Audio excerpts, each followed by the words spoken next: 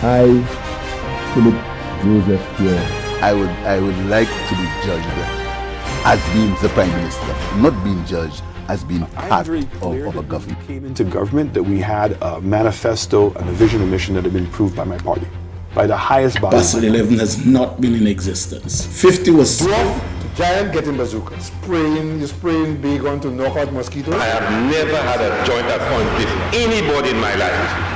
Not my ex-wife, not my children, nobody. And I will refer that to the privileges committee. What about the culture of people getting into office and not being effective in taking What people become Prime Minister of St. Lucia have been the most ready. Let's do it this Wednesday, because if it's Wednesday, it's Newsmaker Live.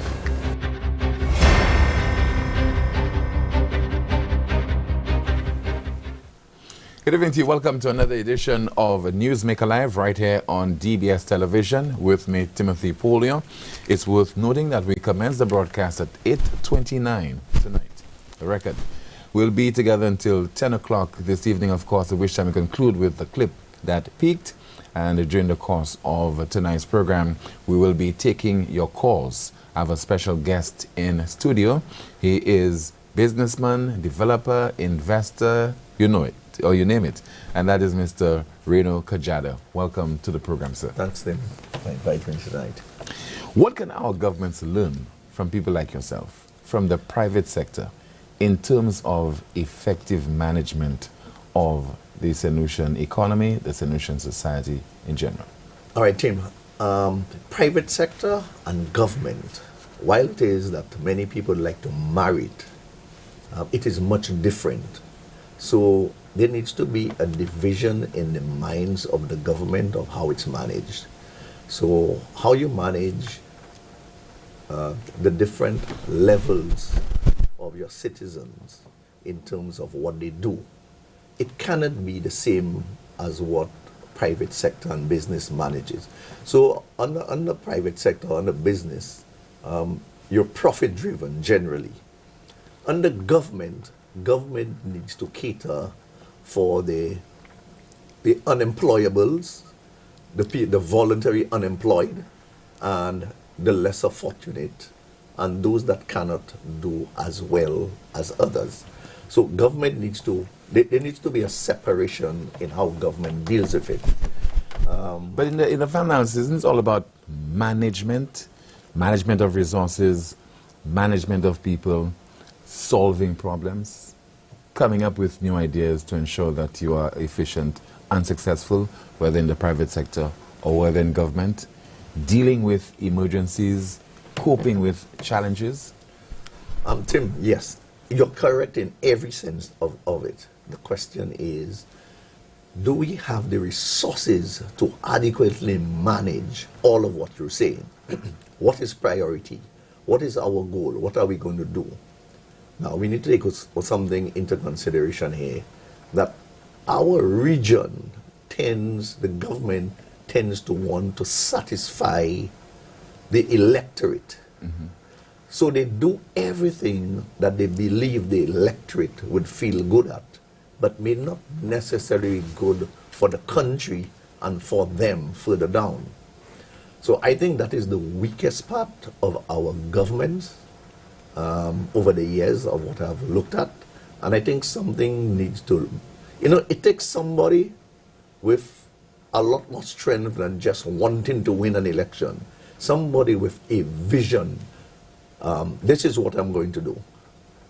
If you look at our what do you call it? Our school system.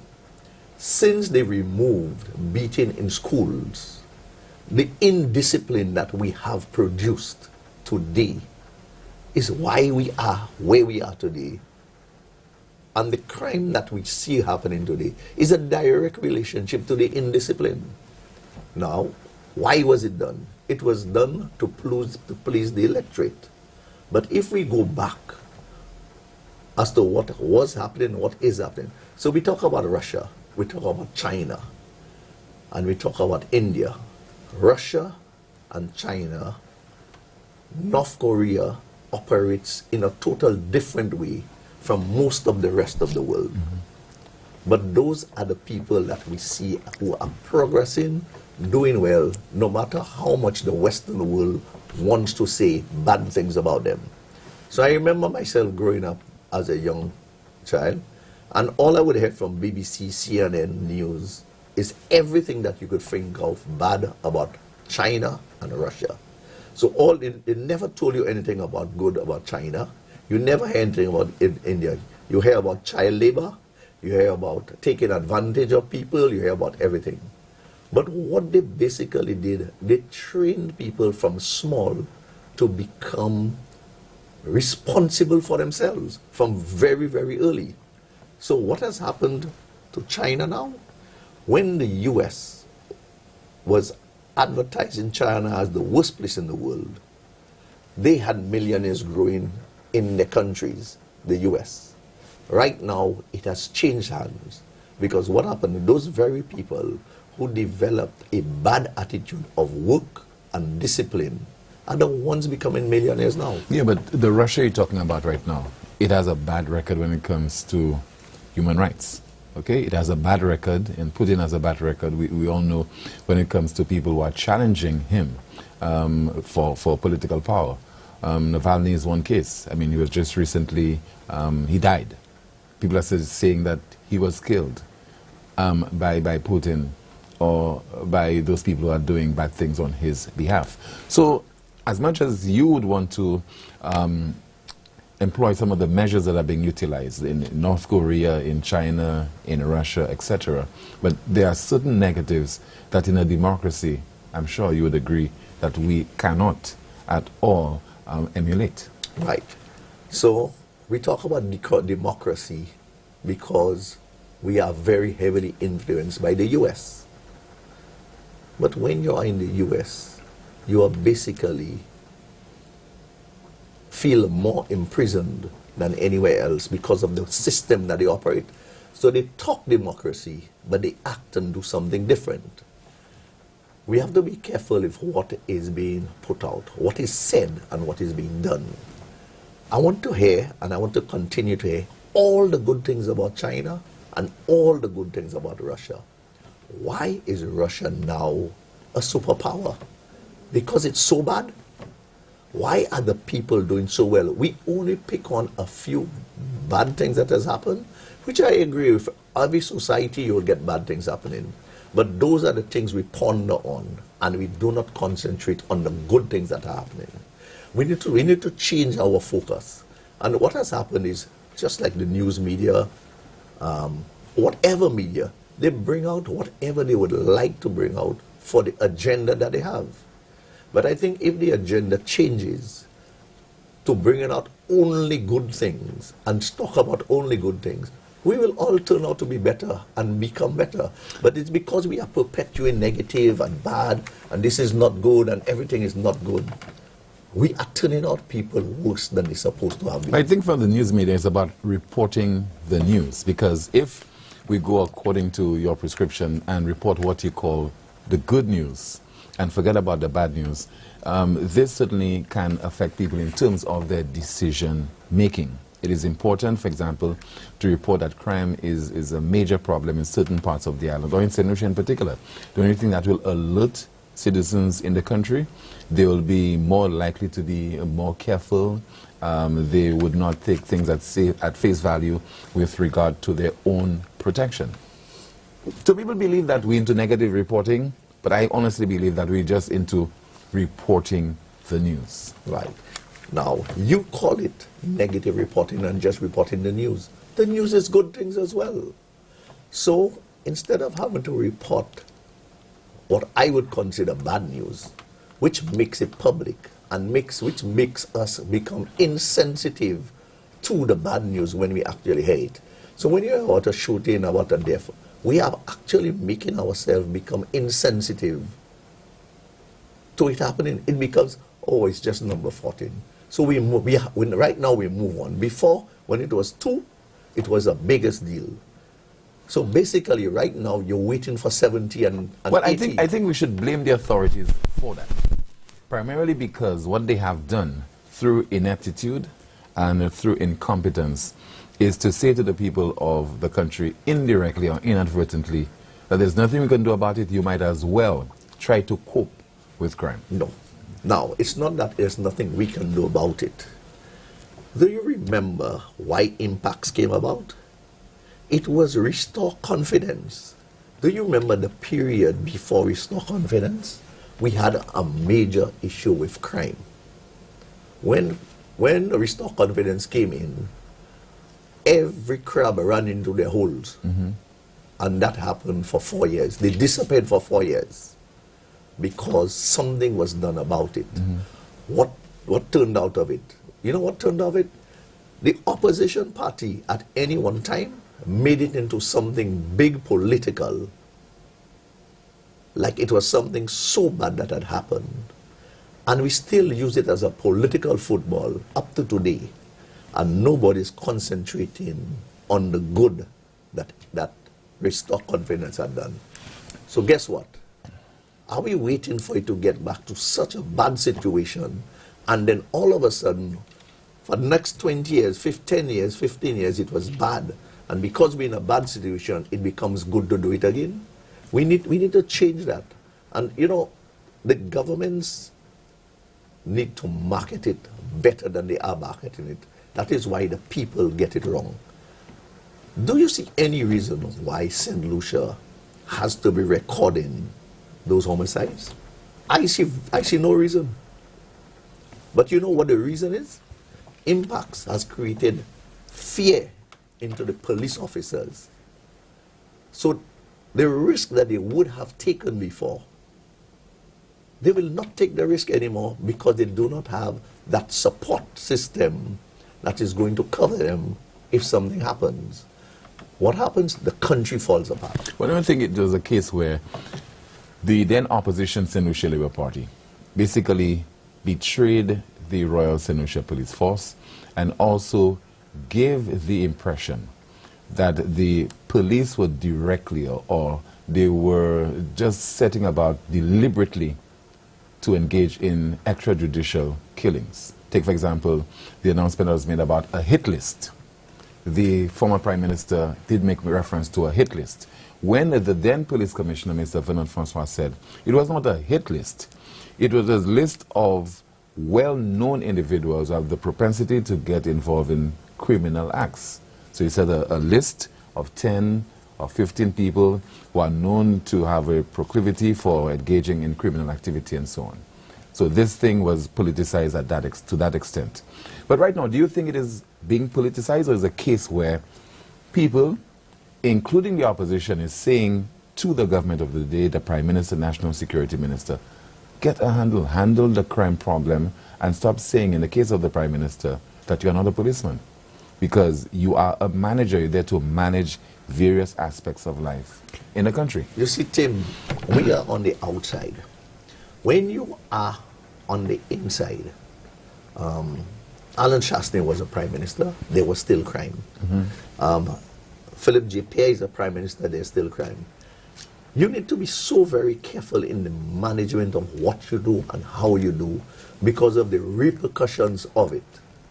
And that is what, in every situation, is being watched. The Honorable Philip J. Pierre lives in Masha. Masha, Enchipo area at one time was considered to be a bad place. And he lives in the heart of it. Well, are you telling me that he believes... Well, hold on. Not Enchipo and not the Independent City area and not the Shabbat area. They are not known as areas. No, but it's right in the area. But just Masha. Masha was always seen as this community where you had an increase in criminal activity and certain elements and so on. If you realize over the last couple of years that has moved out, you can't remember the last time you have heard something major happen, except just recently I heard something. But you know what we are accustomed of walking through Masha, it's not that anymore. Right? So the place has improved significantly. But let's go back. I honestly don't believe that the place, according to you, has increased significantly. But improved. In what way? You can In walk. what way? You have no fear in walking to Masha. No, I disagree with you. I disagree with you. People, I don't know about the walking because I don't walk through that area, but I drive through. Right. People are saying that there's always a fear that the possibility that something will happen. Used to be, not anymore. No, Used to be. well, on that, Used to be. I disagree with you on that particular point. I honestly disagree with you on that. I mean, just recently. I walk it. Yeah, just recently, I think, we had a homicide in that part of. Yeah, just the recently capital. we had one. Yeah. But before that, I think the last 2-3 years it has been very quiet, right? But let's go back to the crime situation and government's management of the crime situation. It is very difficult for you to manage it unless you take that big, bold decision and do something and expect and wait for the repercussions of it. There's nothing that a government does that is right because people will always see the negative in what is being done. But why should the government care about that? Because earlier on you made reference to governments are not likely to take critical decisions because of the possible negative fallout. Yes. And that is at the ballot box. Okay? Why should you care about that as opposed to just doing what is right? To ensure that you have a peaceful and stable environment whereby people can prosper. It's like your job. You either do what makes you keep your job or what makes you lose your job. A politician has to work extremely hard to convince the electorate to vote for me and I'm going to be good and nice. There's that. How do you strike the balance between good, nice and doing the right thing? And this is the hard balance that has to strike. So I know we keep giving politicians, all of them, a hard time. Politicians are elected into office to do one main thing.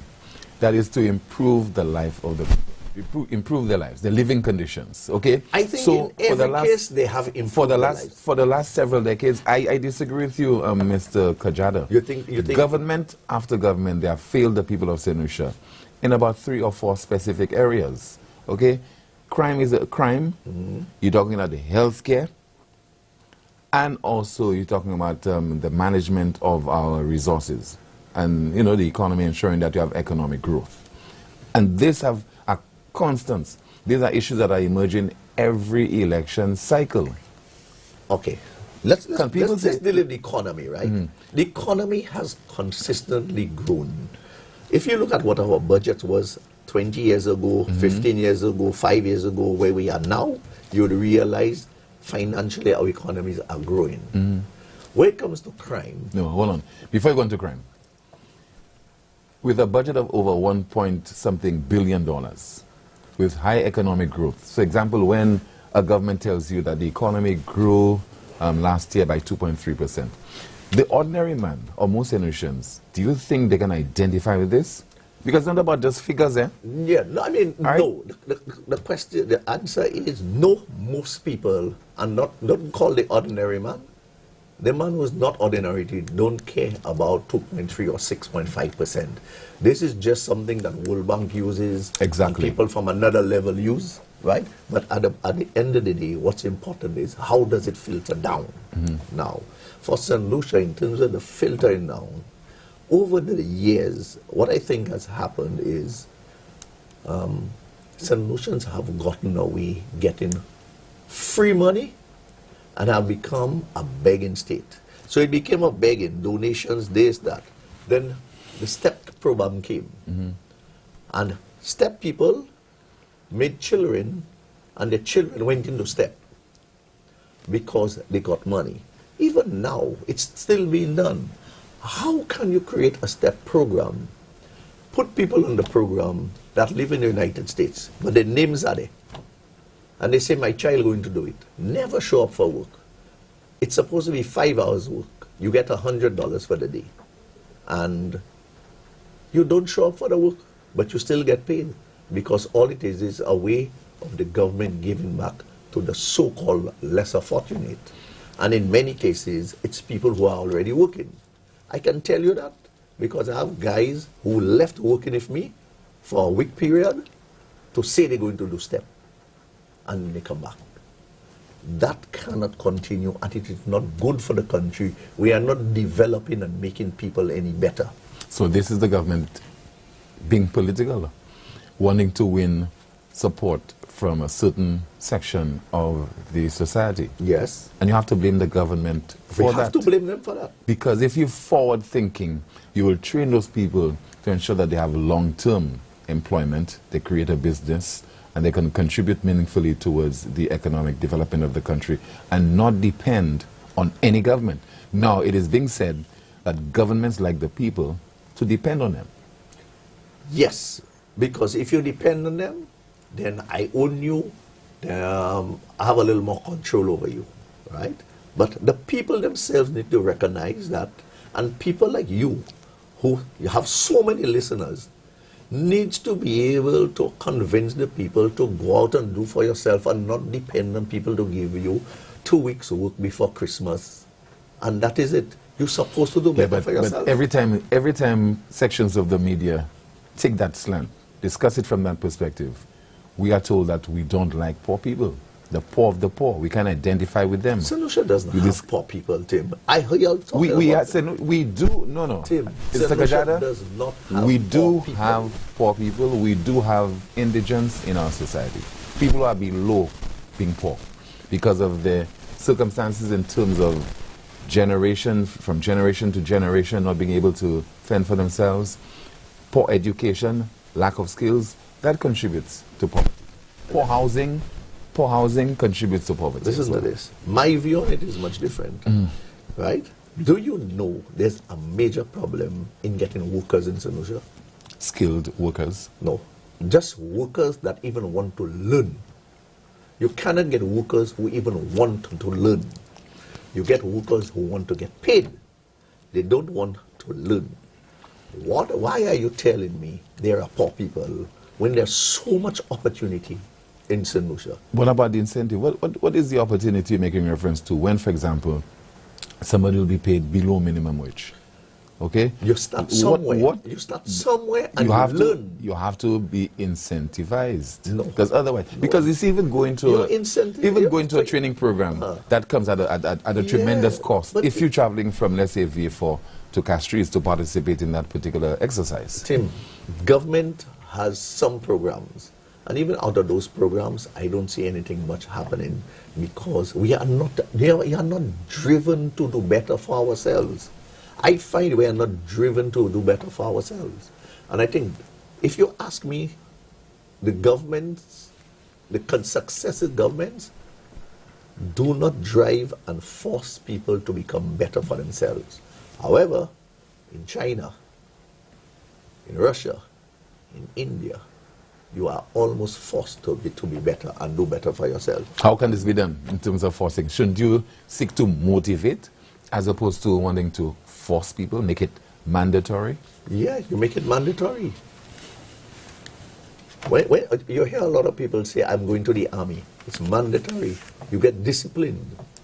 Where is our discipline in St. Lucia? Where is our discipline in the Caribbean? And this is not isolated to St. Lucia. So let us not just say St. Lucia. I'm in the region. St. Lucia, St. Vincent, Grenada, Dominica, Antigua, Guyana.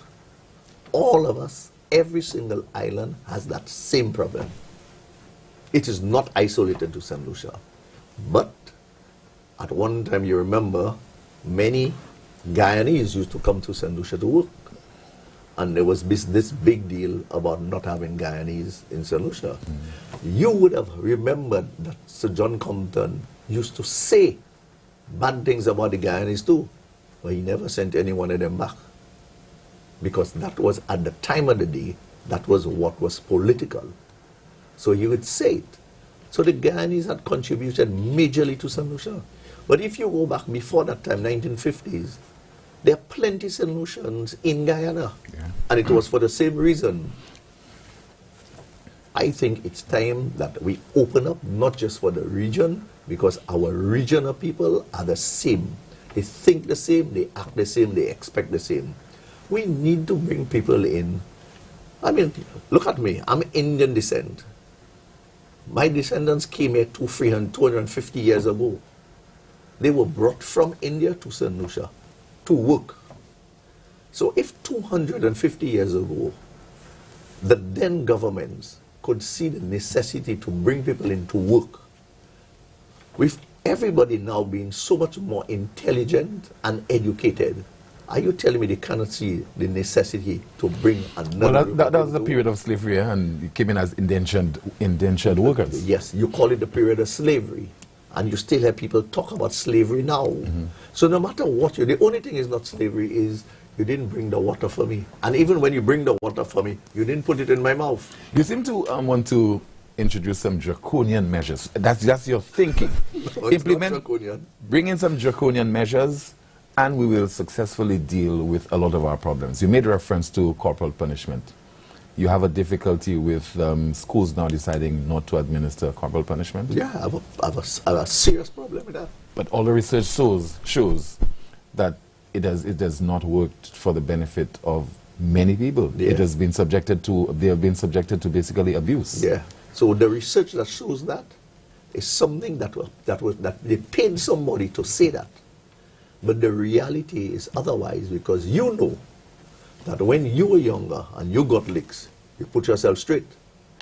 And you became what you are became because the licks you got. What are the consequences of your actions today? Has it worked for everyone? It has worked for a lot. And everything will not work for everyone because it did not get enough. So maybe you got 2 and it worked for you. And somebody else maybe did 4. It worked for me. If you had it worked for me. Right. But if you had your way as Prime Minister of St. Lucia, what would be the main priority for you right now at this juncture? Discipline.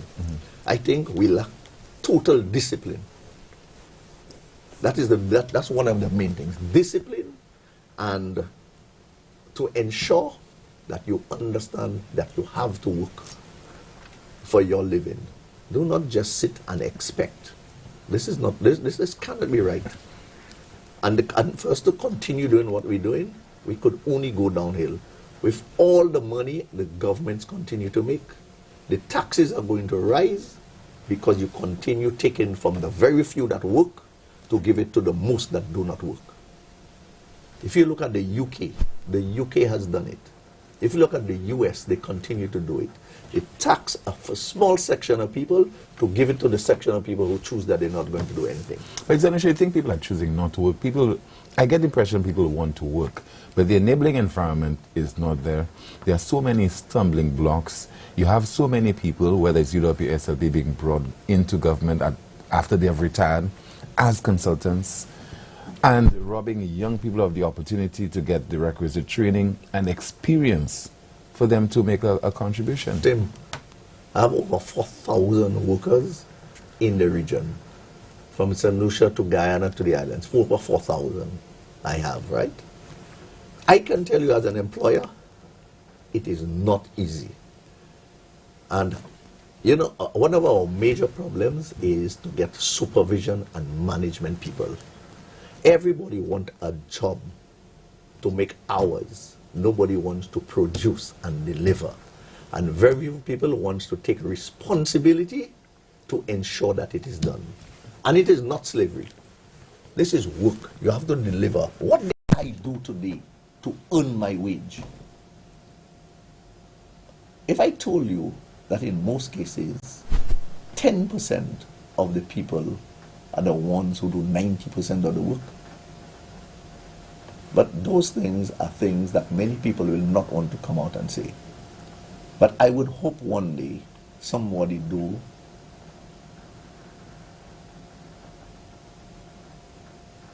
go out and do a census on employers and what they have to say about workers. But it is not isolated to St. Lucia, it is our region. And our region needs to look at that on a much different scale. Do you think that at the heart of the problem is that employers do not take their employees seriously? You guys hold the handle of the blade, and therefore you have a greater say because you can determine, especially with those labor laws that we have in our countries. Take for St. Lucia, where people can just come up with all kind of schemes to fire you and to claim that it's because your job is redundant, etc. That workers are basically fighting back. And take, for example, the wages that workers are being paid. What passes for minimum wage? In St. Lucia, how can people be motivated to work? You talk about minimum wage. And let's talk about let me just add one other point. You see yourself as a businessman, but the employee ought to be seen as somebody who's offering a service. Those are business people as well. Yeah, but the only difference with those business people is they get paid even if they produce or not. With us, we only get paid on production. That's a big difference. So they get paid on time, not on productivity. We get paid on productivity and delivery, not on time. So that's totally different for us to look at it. However, St. Lucia and the region, for us to develop and grow, agriculture, let's talk agriculture.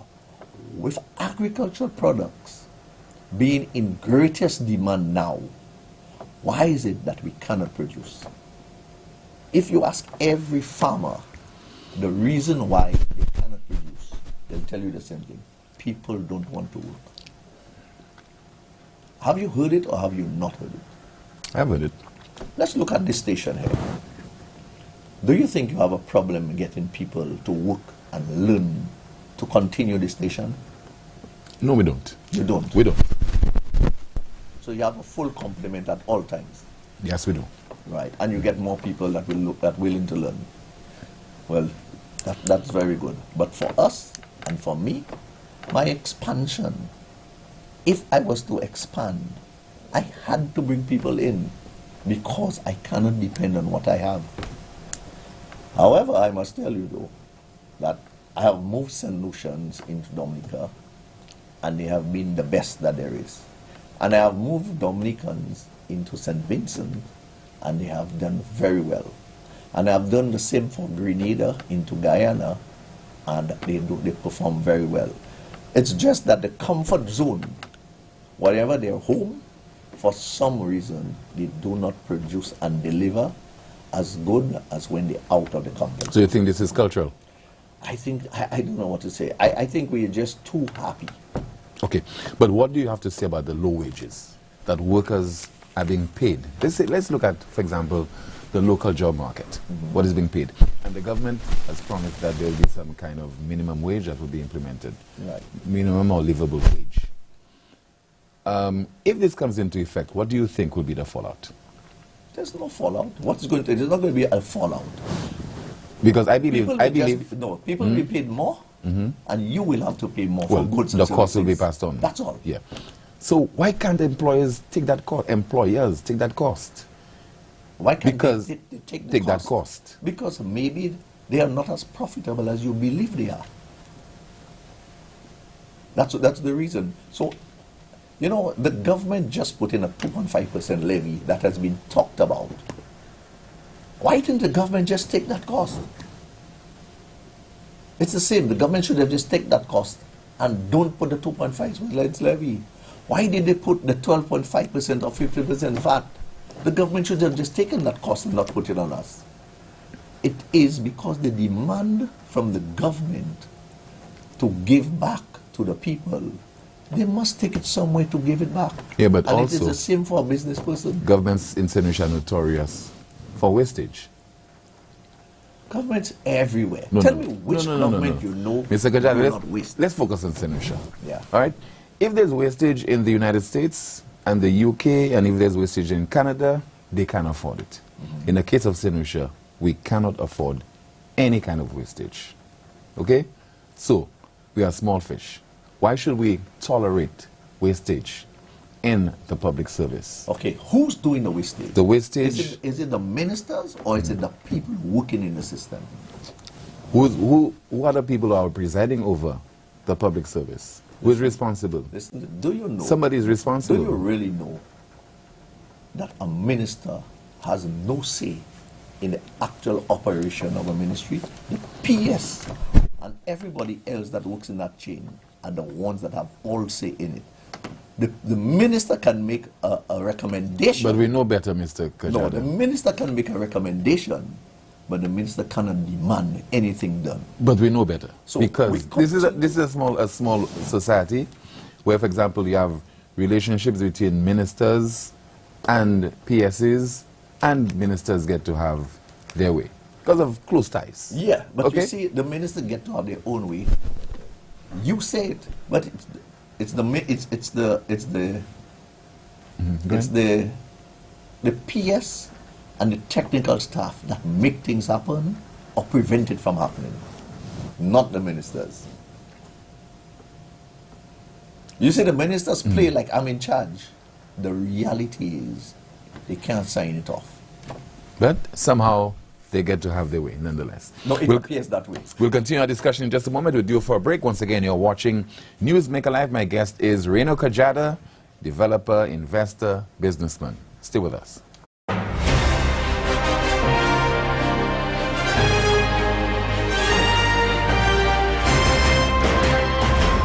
Back to school shoe shopping, easy at Hobby. Step into the new school year with confidence and style. Discover the perfect back to school shoes at Hobby, from sleek high tops to trendy low top sneakers in black and white.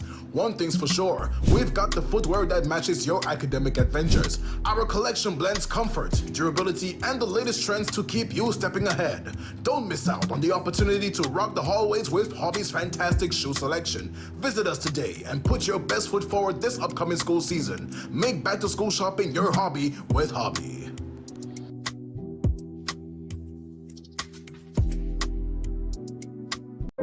Nothing says how special your loved one is to you like a DBS Love Note. Wish someone a happy birthday. Let mom or dad know you care. Express admiration to your loved one, or congratulate someone on a special occasion. Say it all with a DBS Love Note, aired 3 times a day, 5:55 a.m., 1:30 p.m., and 10 p.m. However you choose to show your love to that special someone, do it with a DBS Love Note. Call 453-2705 for more information.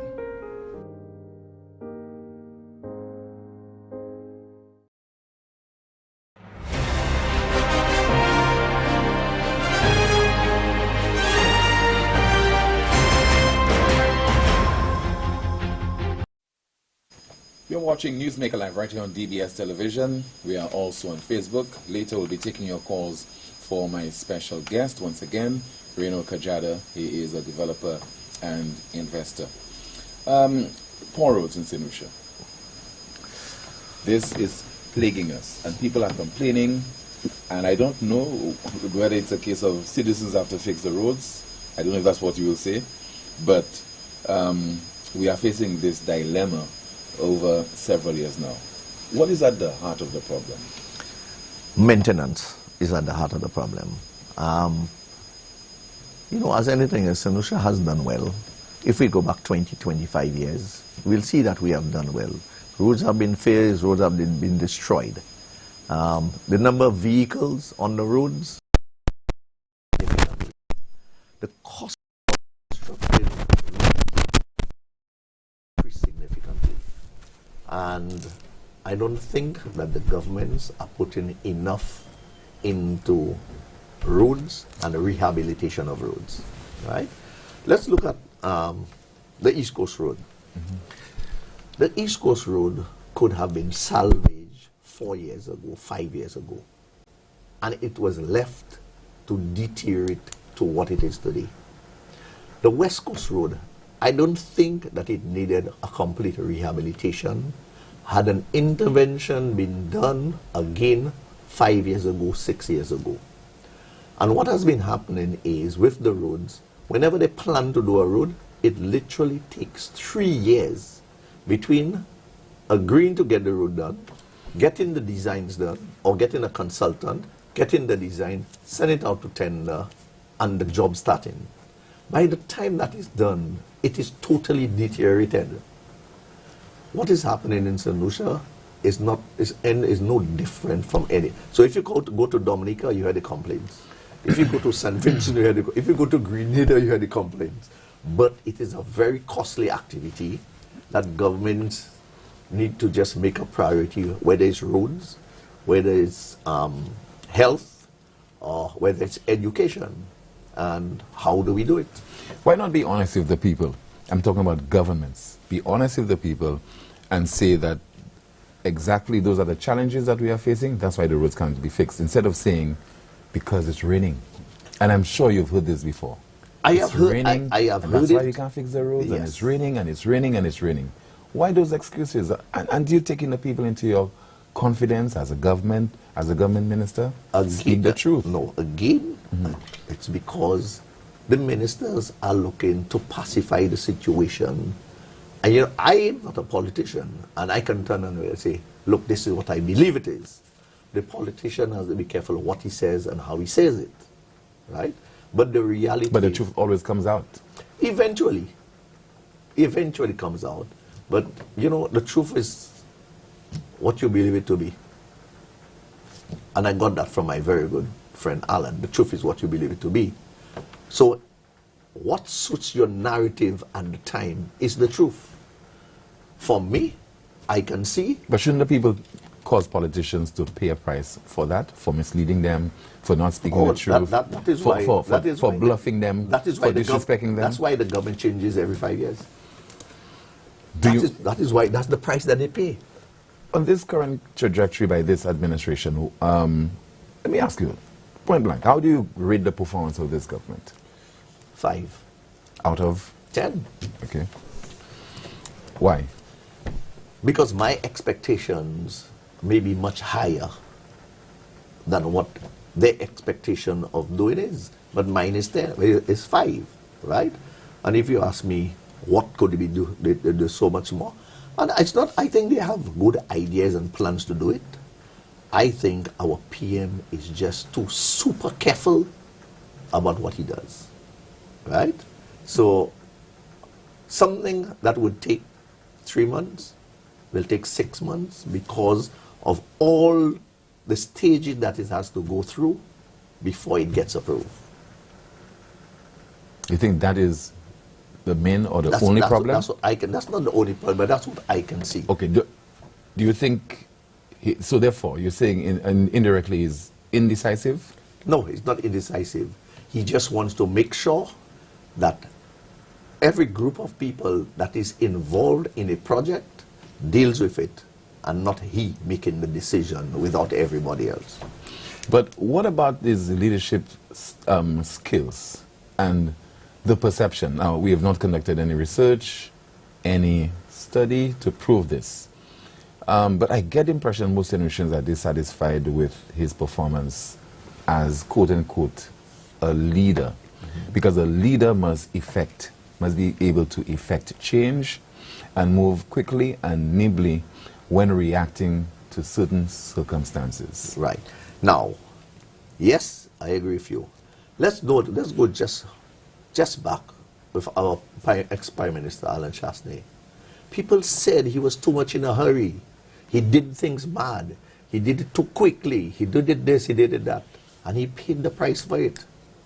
Remember, not too long ago.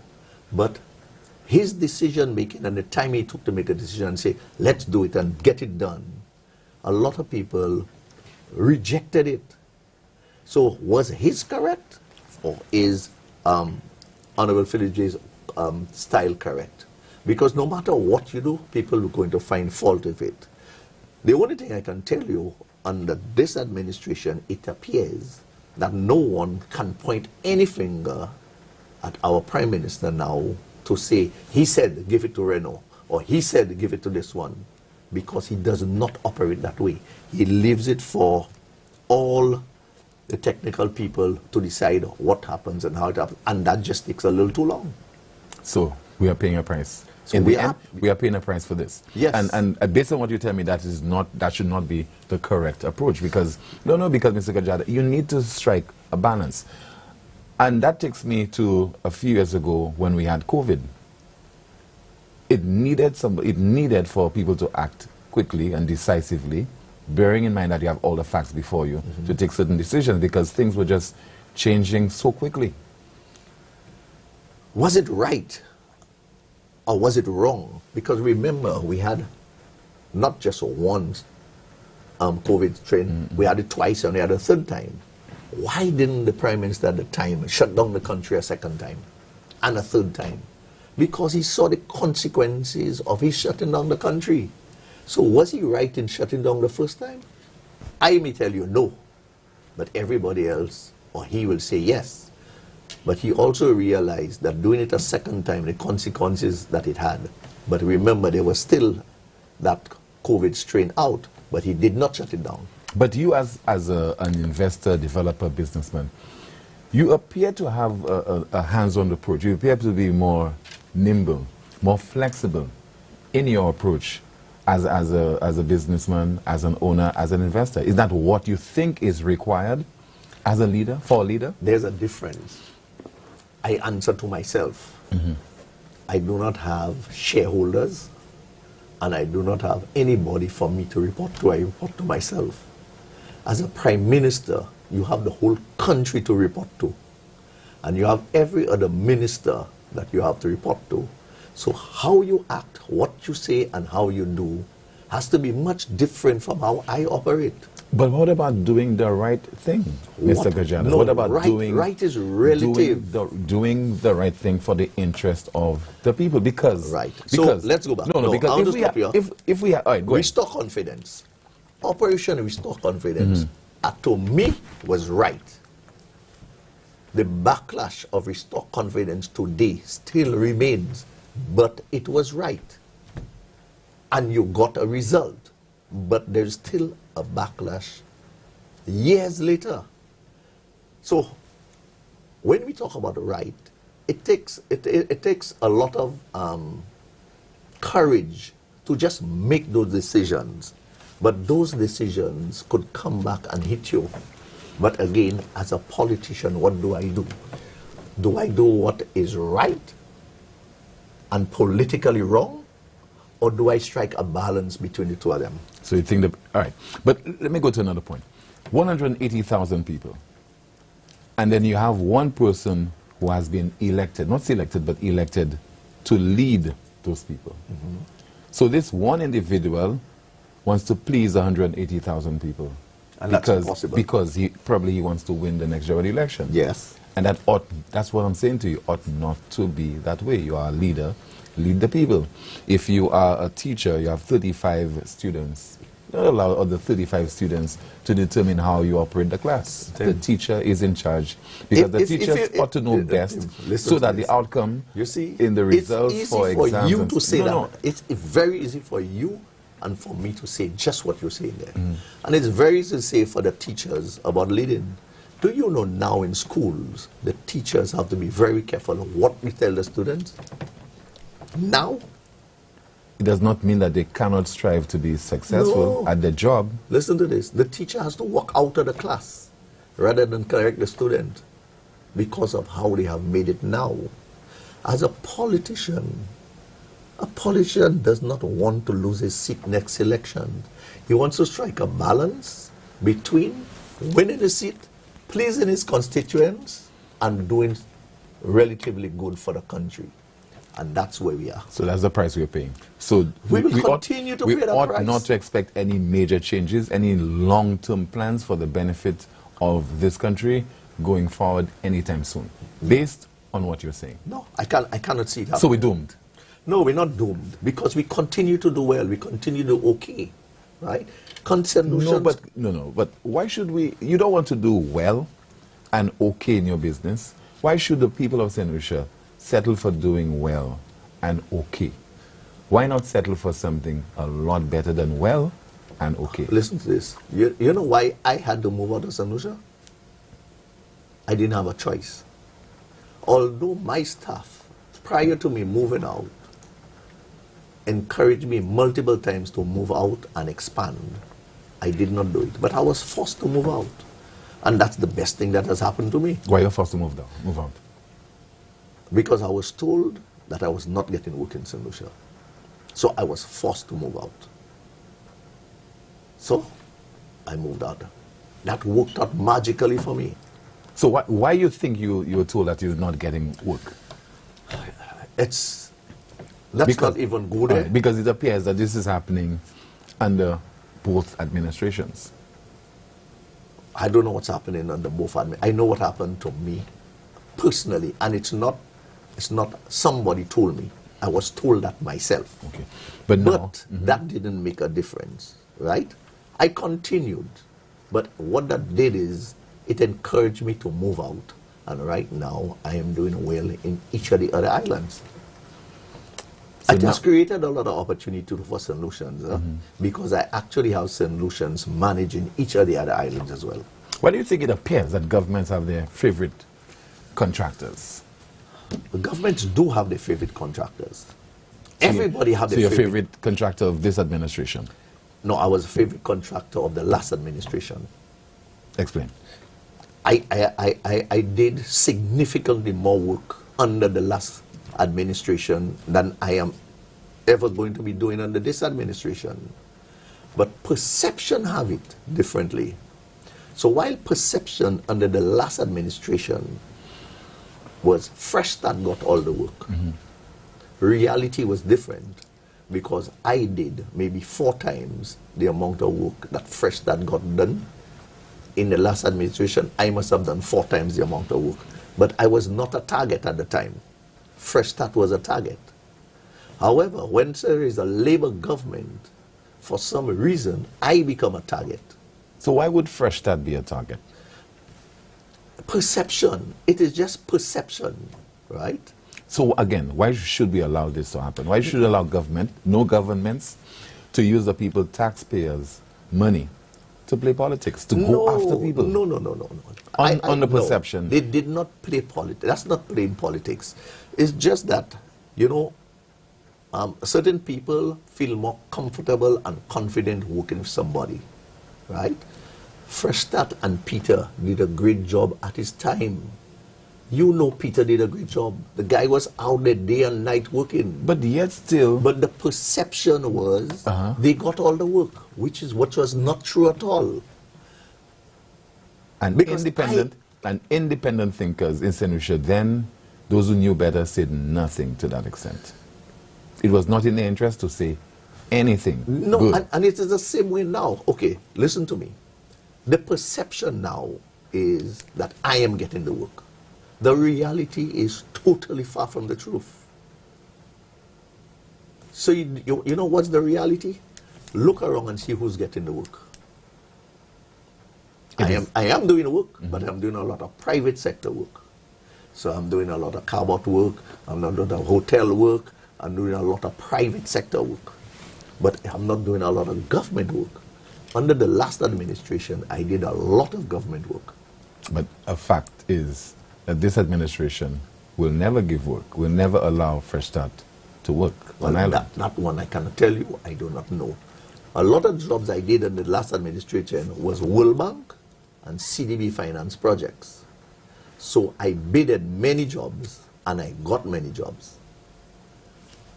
I don't know what they're doing and I don't know if they're bidding any projects. So that's the difference with us. Are you financing both parties in the run-up to general elections in St. Lucia? No, I'm not financing any party. I'm financing the governments. So whenever the governments come into office, you finance? The government, I finance the government of St. Lucia, not a party. How are you financing the government of the day? Because we do government finance projects. So government needs a project done. I would come in and we get a budget and we work in the budget. I finance the project and I get paid for it. So work that I did under the last administration 4 years ago, I started getting paid for it in June of last year. Wasn't that the arrangement? It was the arrangement. So basically, would you say that I financed the United Workers' Party? No, I'm 4 years ago? No. I'm not asking you to that extent. I'm just saying. What I'm saying is, the perception is you're financing a party. You're financing the government of the time. And I had done significant amount of financing for the government of the time that I only just started getting paid, right?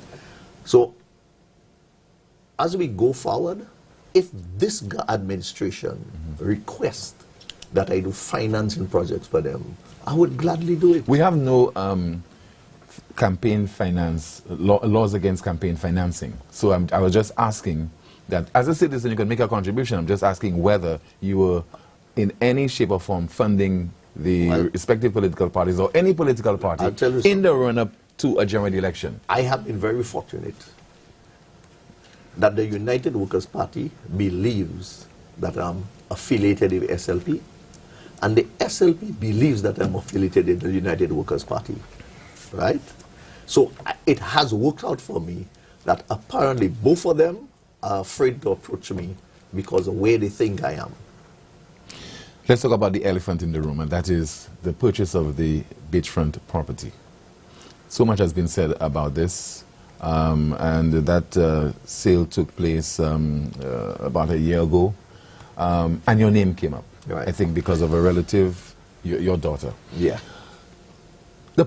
And we talk a lot about perception. The perception is that you were the one who purchased that property, and there's been talk about the value of the property. Originally valued at $6.7 million, revalued at $3.5 million, and sold for, I think, about, what, $2.7 million? Yeah. Yeah. So, the perception is that you purchased it, and not your daughter. Yeah. No, the perception is I purchased it, and not my daughter. The reality is different. So if you go and look at the deed of sale, and you look at the land register, you'll not see my name anywhere on it. But I don't think the sale of the land was the issue. I think the target was because Richard Frederick was involved in the ministry that sold that property. I think Richard is the target for political reasons, no other reason, because so many other lands have been sold for so less money, and nobody made a fuss for it. And it's not nobody made a fuss for it. They use whatever they can to make political mileage. But this one has nothing, really and truly. The reality is I was approached by a real estate agent to buy the property, and I was not really interested in it at the time. And 3 months later, they came back to me with the valuation, and they told me that's the valuation and that's what they wanted for it. And I still was not interested. And maybe another 4 or 5 months later, they approached me again. And that is when I asked my daughter if she would be interested to invest, because she is settled in Dominica and she runs the operation in Dominica and St. Vincent. So she does not really come to St. Lucia as often. She goes to St. Vincent and Dominica. So I asked her if she was interested in investing in it. And she said to me, if I think it's good. And that's what happened. And she bought the property. But why would the real estate agent contact you on, what, 3 occasions? Because they were trying to sell it to many other people. And they were not interested? And apparently they couldn't get it sold. But the talk of it being undervalued because it had garbage on it and so on, this is prime, listen to this. Prime beachfront property. Listen to this. Valuation, depending on where you want the value to be, could be anything you want it to be. So if I bought the so-called old madhouse now, what would you say the value is? I don't know what the value would be. So the value may be one thing, and I buy it for something totally different. But we know the value of the land on which it's located. No, the value of, so the value of the land that they say it is, if I am willing to sell now, would people pay the value of the land? Because it is claimed that the land is worth, what, $80 million? Some people have suggested, some people have suggested at least $50 million. Right. So I would give it up for $25 million. And I would ask my daughter, not I would give it, I'd ask my daughter to give it up for $25 million. And I would ask for a commission from it. So, I mean, this is a great opportunity for anybody who wants to pay $25 million for it. Talk to me, and I'll be the real estate agent for my daughter and make something on it. But this is state asset, wasn't it? Why shouldn't it be publicized so that other people who have gotten an opportunity as opposed to a real estate contacting you? Well, you see, the thing about it is, that question I cannot answer, why they don't publicize it. And I think, you know, the government sells a lot of property all over the place that has not been advertised. And, you know, even like Mon Pima, I understand is sold. You know where Mon Pima is? No. Mon Pima is where Mon Continental Hotel was, behind the St. Lucia Hotel. So I understand a developer has bought it. For me, it was not advertised. And I was even told about it. Was it owned? Is it owned by the state? Apparently, it was owned by the state because it was bought by the last administration through Invest St. Lucia. Right? But if I knew about it, I would have been interested in it as well. But I didn't know about it. So do I go about making a big noise that they didn't advertise it? Maybe somebody who was interested went and looked for it and got it. We'll put the telephone number on screen right now so that you can call with your questions and comments for my guest. Once again, he is Mr. Reno Kajada, businessman, developer, and also investor. St. Jude Hospital Reconstruction Project. This project has been ongoing for so long now. I mean, many people were not born when the fire occurred in 2009. And now we are still talking about reconstruction of the St. Jude Hospital.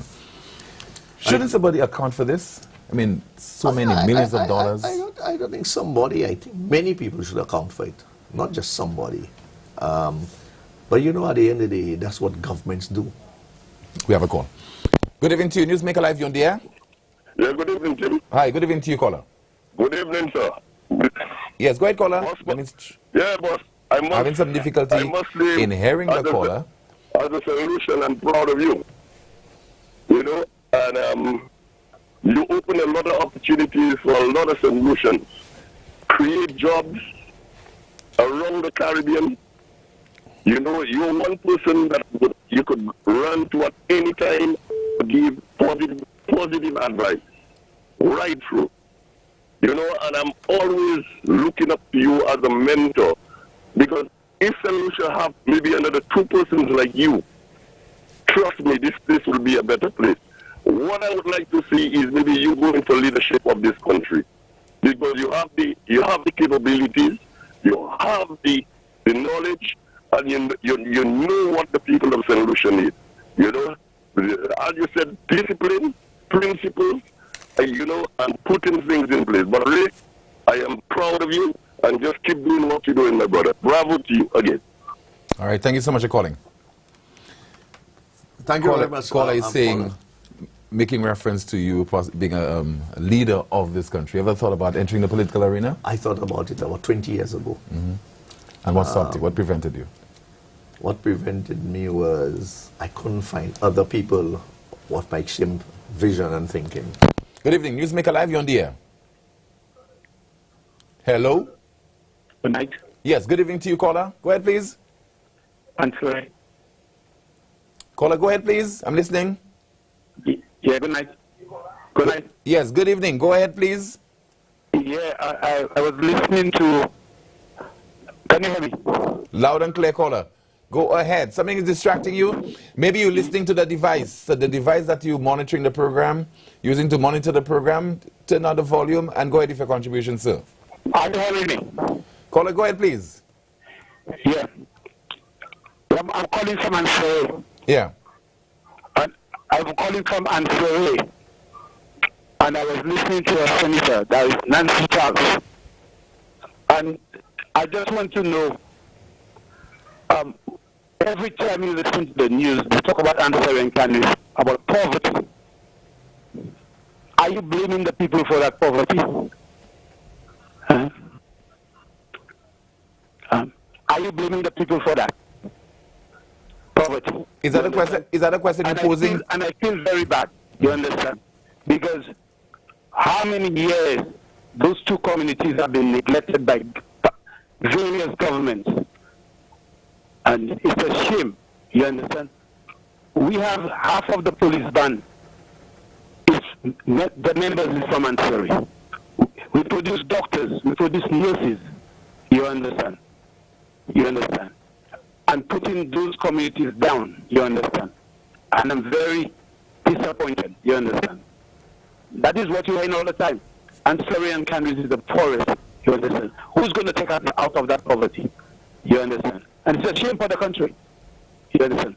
Everywhere in the world has poverty. Even the United States, right now, poverty is high in the United States. You understand?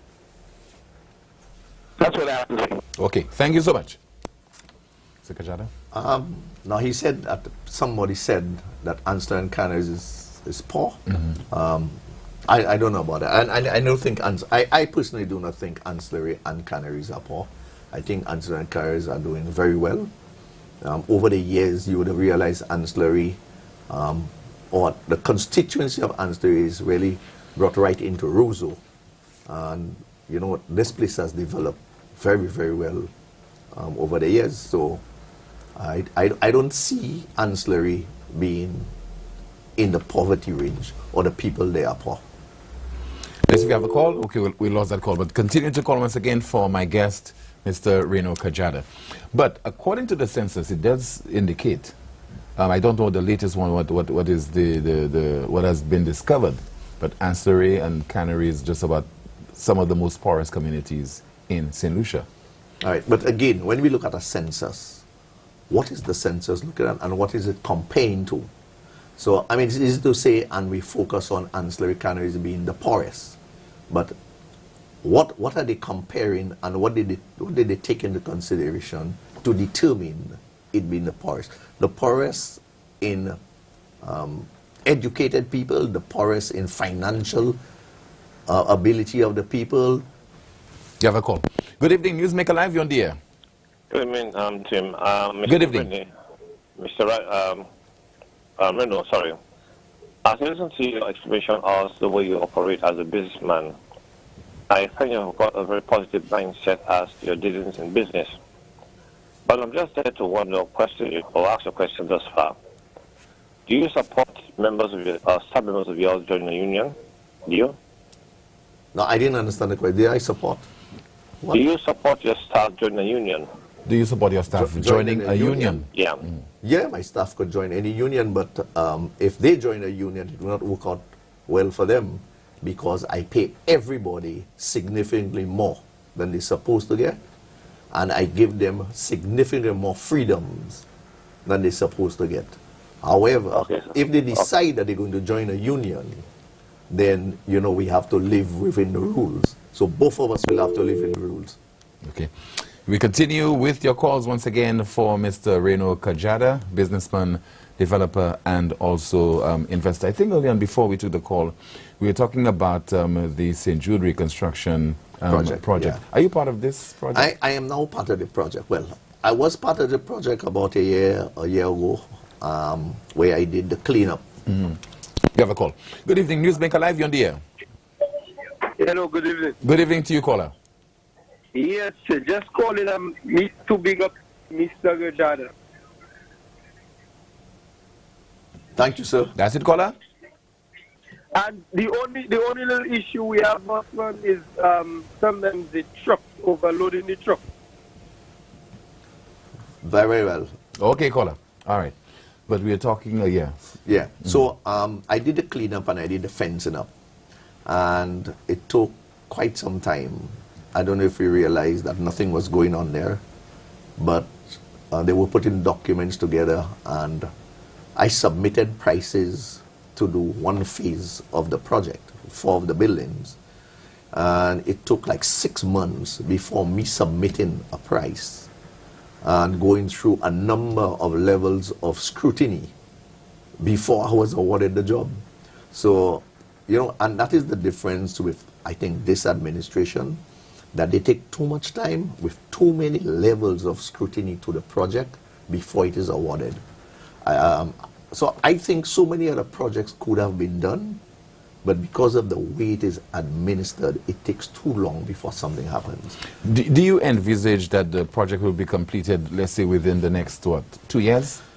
There's a bid out now, which is the Saudi Fund section. So my section will be completed July, August, which is 4 of the buildings. That will be completed 100%.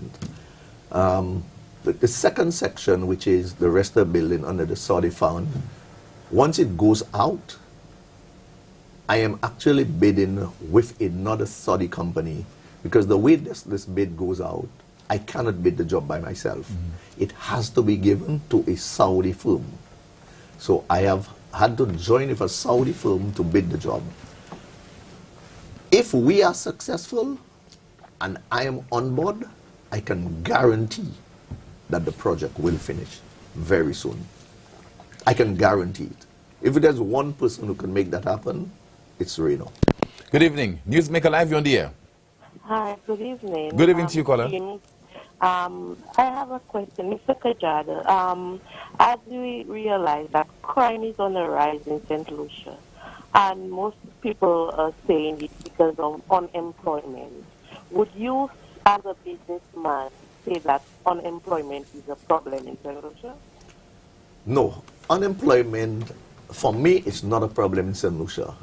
What's the problem is unemployables, where you have a lot of people that cannot be employed because they have no skills, not even manners that they have. So they are unemployable. And the other one is you have a lot of voluntary unemployment. A lot of people that choose they're not working. Right?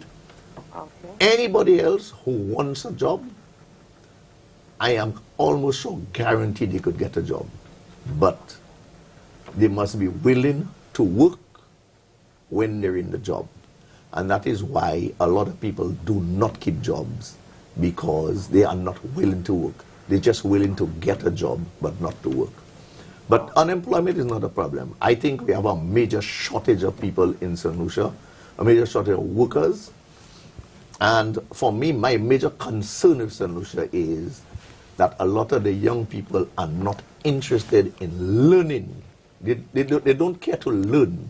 They do not want to become better in anything. Yes, caller, you have another question? No, that's it. Thank you. Okay, thank you so much. So back to St. Jude's, right?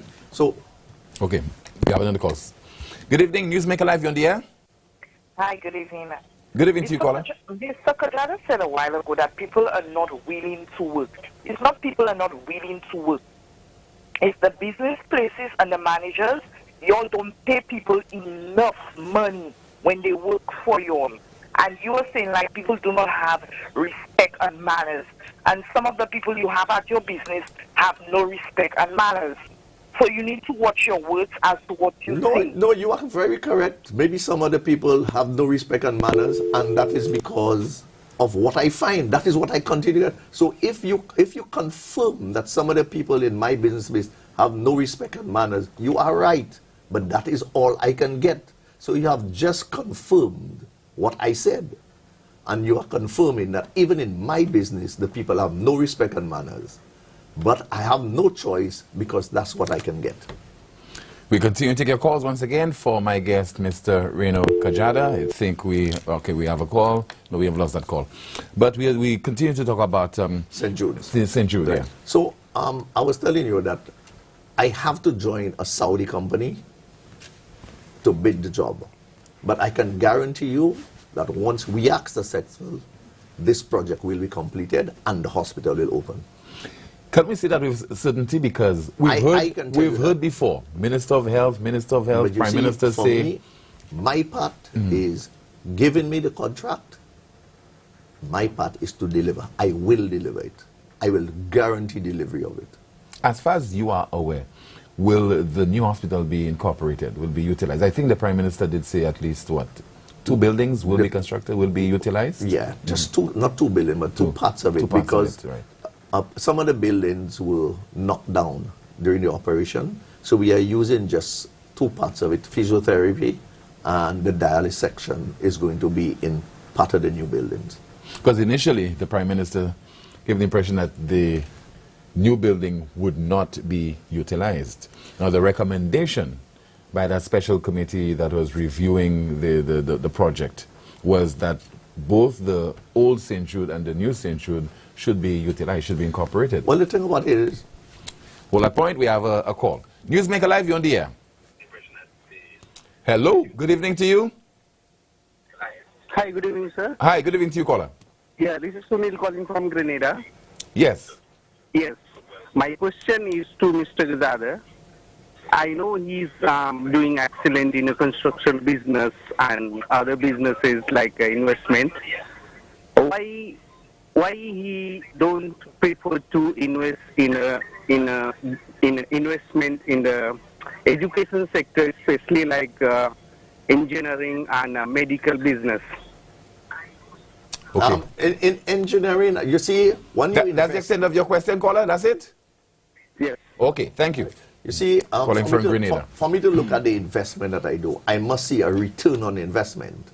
Now, in our region, for us to invest into engineering, we do not have, number one, we do not have the tutors to invest into a school for engineering, right? And in the medical industry, yes, why the medical industry may be very good to invest in, this is not one that I have yet ventured into, although it's something that I have thought of many times. But because of the restrictions in the medical industry in our region, it makes it extremely difficult for one to just decide to go into the medical business. Okay, we're talking, I think you wanted to finish the point on St. Jude? Yeah, on St. Jude. But you were asking, will it be finished? And the answer is yes, it will be finished once it is given to us. Okay. Right? And the utilization of the recommendation that both the old and new St. Jude Wood should be utilized. Oh. Because the Prime Minister, the Prime Minister initially gave the impression that it would not be utilized at all, the new St. Jude. No. It would be just too much space if they tried to utilize it. So I think the focus now is to get the original St. Jude's up and running, get the patients, doctors and nurses out of the stadium and move them into a better facility. And it will be a far better facility. I mean, it's a very, very sad situation what has happened to St. Jude's, and I can guarantee you, with me there, once they are paying and it's going ahead, I can guarantee it will be done. Newsmaker Live, you're on the air. Yes, sir. Good evening to you, caller. Yes, I wanted to congratulate Mr. Ren on what he's doing for St. But still, he said something about people in St. Lucia don't want to work. Well, I still feel he's wrong about that because he in St. Lucia making all his money, his business actually keep booming, his investment keep booming, and all is because of St. Lucian workers that been working for him, getting him rich. Although there is workers that will not work for him because of the fact that they're not paying enough, and not only him. In St. Lucia, I want to ask Mr. Reno if he feels $4 an hour in the rising prices. In the rising prices we have going every day, if you feel $4 an hour will sustain the workers he have there. $4 an hour wouldn't even pay transportation for you, my brother. So how can $4 an hour ever pay? But I work for you already. And I pay you $4 an hour? $4 an hour. Oh yeah. Okay. Bring me your place in. Yeah, Mr. Reno. And imagine when I came there to work for you to learn a trade, actually, and you didn't have space for me to learn the trade, and I stayed there in the Warsby working for $4 an hour. And still, when I left because of another job, and it was like a contract. When I finished my contract, I was coming back to you again. But when I realized no, I cannot do that work for $4 an hour. And I wanted to work. Up to now, I wanted to work. I still working. I never stop working. But I'm not working for nobody that paid me. No.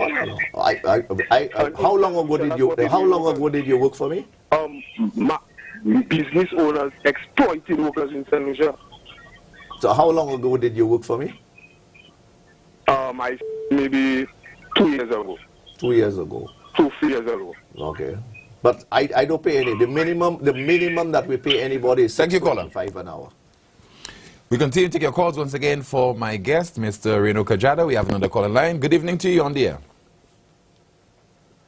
Hi, Timothy. Hi, good evening to you, caller. Mr. Reno made a statement that St. Lucian workers do not have manners respect. Am I correct?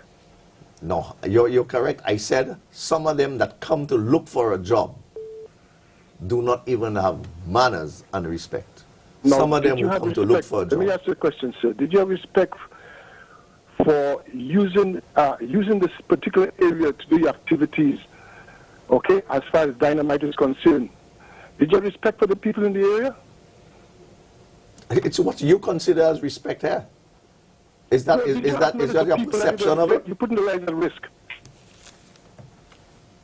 Yeah, when we drive on the road, we put, I'm talking people's about when lives the at risk. explosion of the dynamite exploded and killed 2 or 3 people, destroyed their homes. You know, the thing about it is, if you're looking at risk, did you have respect for the people in the area? Everything You is don't have risk. activities in that particular area because of the risk, the high risk. But what is high risk? How did you consider it high risk? But people lost their lives. Yeah, Anyway. people lose their lives in many ways. They go to a hospital and they lose their Let me lives. tell you something. If you're doing that operations in a vicinity like this, and people have lost their lives, they'll be carrying your last name because you'll be sued. Thank you. All right, thank you so much for calling. We continue with your calls once again on Newsmaker Live with my special guest, Mr. Reno Kajale. Okay, we lost that call. We were talking about, I think we moved from... I think it's St. Jude's coming. But I think we finish with it because once that bid comes out and it's awarded, it will be done. Okay. Newsmaker Live, good evening. Hello? Hello, good evening to you, caller. You're on the air. Yes, Mr. Reno. I have a question. Caller, go ahead, please. Can you shed some light on the Cabot incidents of money investment? Say that again? Can you shed some light on some money investment at Cabot? Money embezzlement. No, caller. I don't think Mr.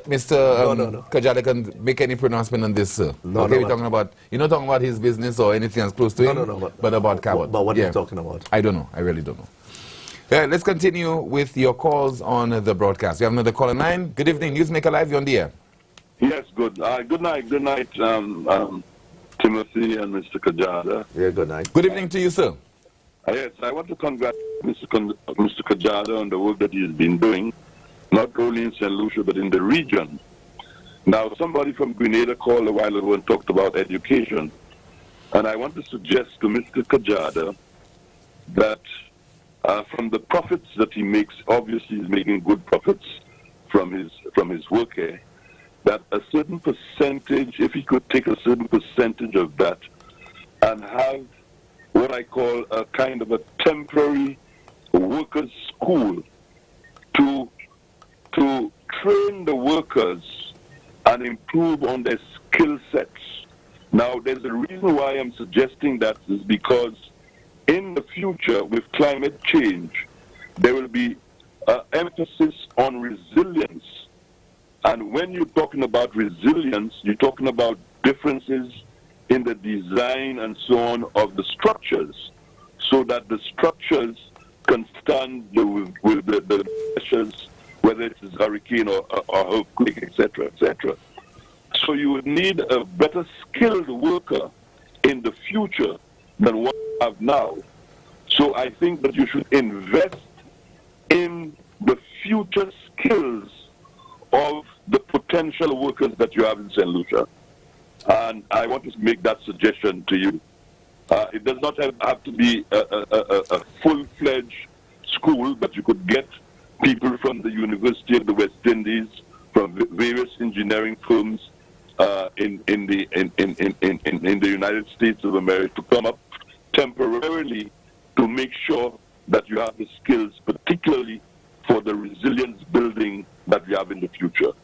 And I'm sure that it will be of great use to you, not only for St. Lucia, but also for the other islands where you have... We lost the callers. That was Calix George Sr. We continue with your calls once again for my guest. I don't want to pose another question to you and for it to be interrupted by another call. So let's see if we have another call coming in. Not yet, okay. No, so we can talk. I think his idea is an excellent one. It's something that I've attempted to do at one time too, but my problem is getting teachers. Okay. But you're saying that you could get some visiting lecturers, let's say from the University of West I mean, Indies. it's easy to say, but it's harder to do, to actually get it. I mean, even in our school system now, it's so difficult to get teachers that are teachers, right? But, you know, in my field, I think what is important is for us to, in my field, I would like to ensure that I get people to learn trades. And that is where I see the weakness. People not willing to learn the trades. But he is so right at what he said there. And it's something that I have attempted to do, but cannot find the teachers for it. In terms of the employment and the unemployment, you know, you would always get the people who will complain about it. But in reality, there is plenty work around St. Lucia. Okay. I see somebody saying in the chat room that I cut off the caller. If I did so, it is mistakenly because I was not, at some point in time, I was not hearing Sir Calix George Sr. Oh, okay. So if he cares to, he can call back. My engineer has just rectified the problem. Yes, I could hear right now, Mr. Producer. But we had a problem. Good evening, Newsmaker Live, you're on the air. Hello? Hello? Can you hear the caller? Like I can't hear anything. No, I can't hear the caller. Mr. Producer, can you speak to me, please? Let me know whether the call is on. Hello? The call is but I'm not hearing the caller. All right. Hello? Yeah. Okay. Yeah. Oh, we lost the caller. See you Yeah. So, Lucha again. Good evening, Newsmaker Live. Yeah, good evening, team. But you cut off the man, you saying you cannot. Hello? You cut off the man, you saying you cannot hear the man who copied number. No. So we had a problem. No, we had a problem. Okay. I could imagine I can hear you now, but I was not hearing early on. Yes, that's good. Okay. Okay. Now, talking to Mr. Reno now. Go ahead. Talking to Mr. Reno. Based on he talking about You will have to start your contribution because I did not get the beginning, so. No. Well, I did not. It was not me speaking. You cut off the last call. But anyway, what I'm saying to Mr. Reno is, he do not want to bring a union, a workers' union in. He said that it would be better for them if they do not have a union. But he knows if he have a union, it's going to be worse for him because he doesn't pay people properly. So the union will fight for the employees, where he has to pay more money. So he don't have a union because it will be worse for him. No, Give the people a union because $4 an hour, $5 an hour. No. At the end of the month, people cannot even breakfast. They cannot even lunch. They come in work hungry, working for Reno. But you see, all right. I think if you knew any better, you would not have said that. But the actual workers who work for me would be able to testify differently from that. You're on the call? Final call. Good evening, Newsmaker Live, you're on the air. Hello, Tim. Yes, good evening to you, sir. Good evening. Good evening. Question for Mr. Kajada in regards to St. Jude. I can recall the present administration when they toured the hospital, they came out and they said, oh, the new building is built badly built, constructed. So my question to you, Mr. Kajada, since you're going to use the dialysis and physiotherapy, are you going to remove the cladding and replace it with cinder blocks, concrete blocks? No, we are not removing the cladding. So the cladding will not be removed; it will remain as the facade, but we are infilling the spaces with concrete blocks. So basically, what's going to happen? It's going to be a concrete block building, and it's just going to have the facade on the outside, but it would be doing nothing. Does that answer your question, caller? So are you agreeing that is not suitable for this type of construction? Say that again. Am I agreeing? Are you agreeing with the current administration when they made the report that the cladding is not suitable? It's not suitable for what? For the building, for this type of construction. No, if suitable is relative, and what I think that cladding was used for is just a facade, and for what you see on the outside. So for what you see on the outside, what is it? But then there's another major cost in putting in block work for the inside. So you're basically paying two sets of money. One for putting the outside cladding, and you still have to put the block work on the inside like a normal building. I understand you, but we were talking at the time, you know, in the essence of time and time to remove the patients from St. Jude's. Time the cladding would be more suitable. It would have been more a quicker job would have been done. I don't know what the topic was about. I don't know how it was said and in which context. So I'll not be able to comment on that one. Okay, sir. Thank you. All right. Thank you so much. Before I give you an opportunity to have the final word, the city of Castries, what do you think? And in terms of the need for it to be redeveloped, people are saying that basically it's an eyesore. Listen to this. When I see cruise ships in the harbor and I drive through Castries, I myself, there is so much left to be desired for Castries. At least the Jeremy Street, at least the main streets. I mean, if we're catering to cruise passengers, you know, you walk off the ship and you walk across and this is what you see. I think there's so much that is left to be desired for Castries. And just like St. Jude's, we've been hearing about Castries redevelopment and Castries development, and I cannot see anything happening. You think Sir John would have done better by now, if he were alive? I think his vision was much different, and the way he operated was much different. So I can say yes, I would have seen something major. Look at Rodney Bay now. Look at the Rosa Dam. I mean, the Rosa Dam was so much contention at the time. Rodney Bay was so much contention at the time. But he had a vision. What is he going to do? How is he going to do it? And this is what it has become today. 45 years after independence, what do you think we have achieved? Do we have a lot to celebrate and shout about? Yeah, we have a lot to celebrate and shout about. We must look at the positives in everything. Could we have done better? Could we have done more? The answer is always yes.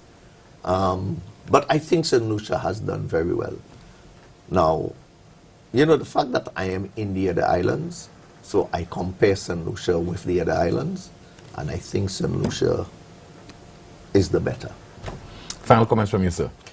Well, you know, for St. Lucia, I think, you know, Reno continues to do well.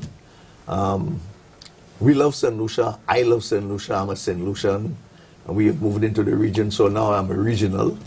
And we will continue to do and will continue to develop. And, you know, unlike many other people who come to St. Lucia, you know, I've continuously reinvested in St. Lucia. And even like a caller said, I never took it and ran away anywhere else. I continue to develop and make St. Lucia better. My final comments is, as we all know, we love you, Reno. And I just want to leave that note. Thank you so much, Mr. Reno Kajada, for being my guest on this evening's Newsmaker Live. Thank you very much. And to you, thank you so much for watching and contributing via your calls and your discussions in the chat room. If it's Wednesday, it's Newsmaker Live. Time now for the clip that peaked.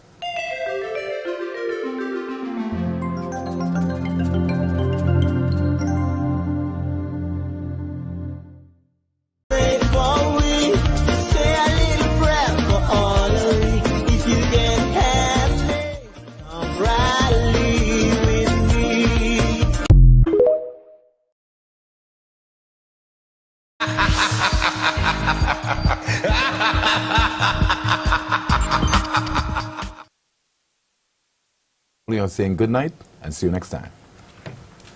I, Philip Joseph here. I would like to be judged as being the Prime Minister, not being judged as being part of a government. Came into government that we had a manifesto and a vision and mission that had been approved by my party, by the highest body. Basel 11 has not been in existence. 50 was... Giant getting bazooka, spraying.